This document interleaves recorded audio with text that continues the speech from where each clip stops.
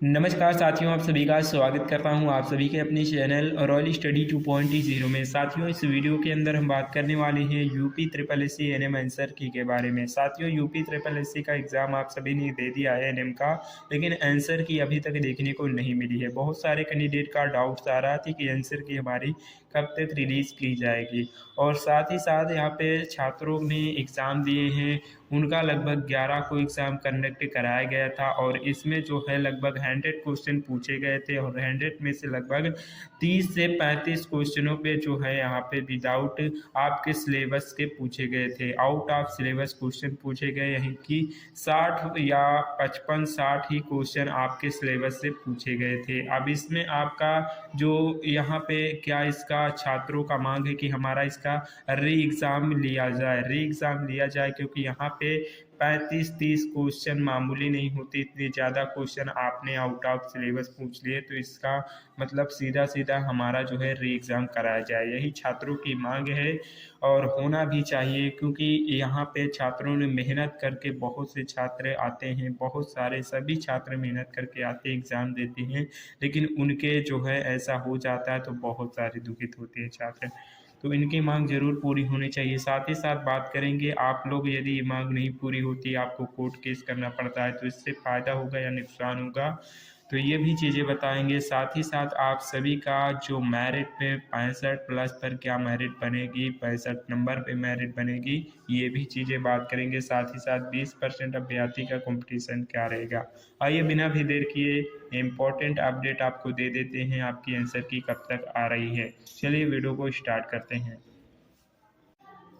तो जैसा कि हम आ चुके हैं यूपी ट्रिपल एस सी की ऑफिशियल वेबसाइट पर, यहीं पे आप लोगों को UP triple S C N M से रिलेटेड यहाँ पे आपको जो भी अपडेट होती है यहीं पे मिलती रहती है।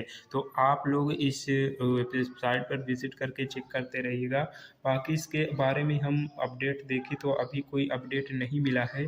देख सकते हैं लास्ट अपडेट 16/1/2026 का दिखा रहा है, जो कि विज्ञापन संख्या 13 परीक्षा 2024 के अंतर्गत ये आपका यहाँ पे विज्ञापन जारी किया गया है।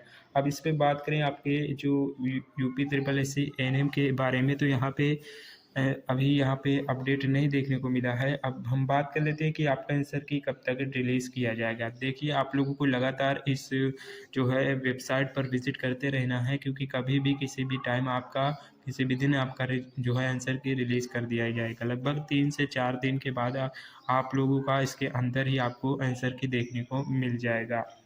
तो अब छात्रों का बिल्कुल से डाउट नहीं रहना चाहिए, क्योंकि उनका जो एग्ज़ाम हुआ था, उनका आंसर की जो है बहुत ही जल्द डिक्लेयर किया जाएगा। और आपको रिज़ल्ट वगैरह कोई भी चीज़ें हैं, आरटीआई वगैरह लगाती हैं, तो आप इस पर भी लगा सकते हैं।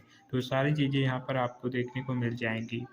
तो आइए अब देख लेते हैं कि आपके जो यहाँ पे कुछ बच्चों के मार्क्स के रिव्यू के आधार पे कुछ डाटा मिले हैं, उस पे देखते हैं कितने स्टूडेंट्स जो है कितना स्कोर ला रहे हैं, कितनी क्या कट ऑफ जा सकती है।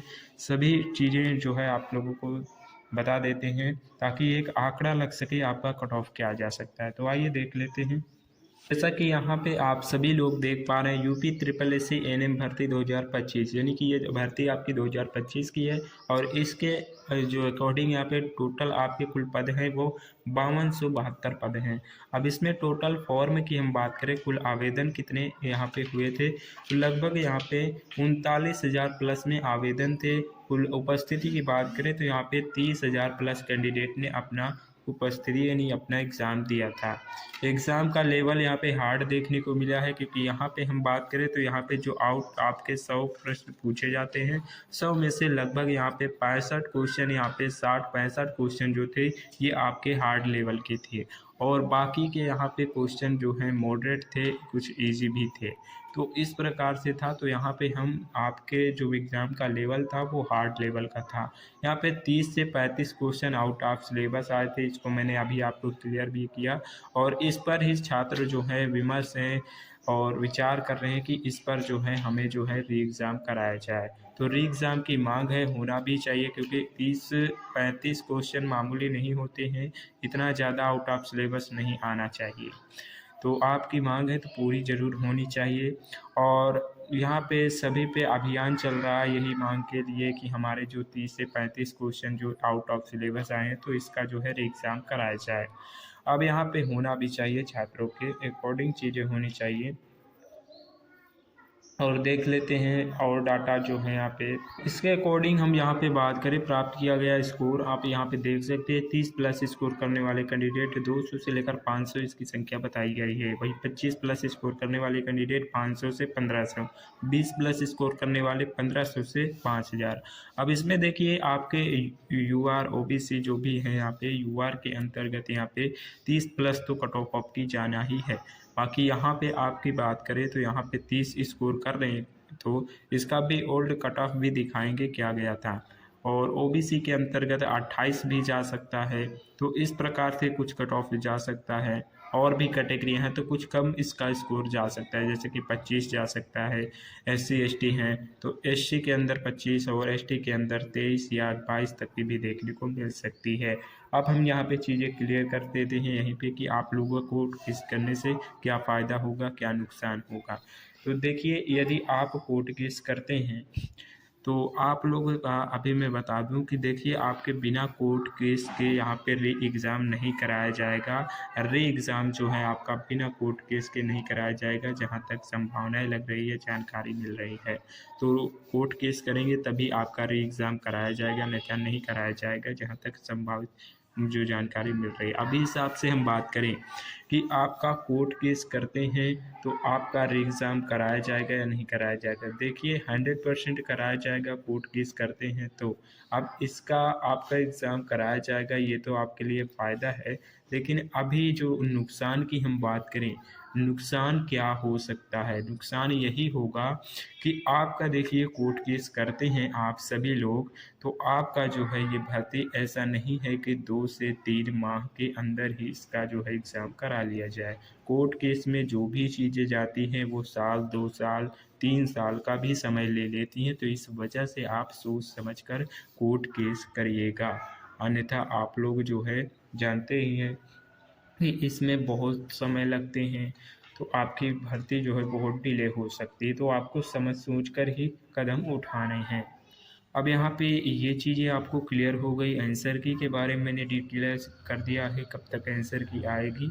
और बाकी इस वीडियो को देखने के बाद किसी भी कैंडिडेट का कोई डाउट आता है तो आप ज़रूर पूछिएगा कमेंट के माध्यम से।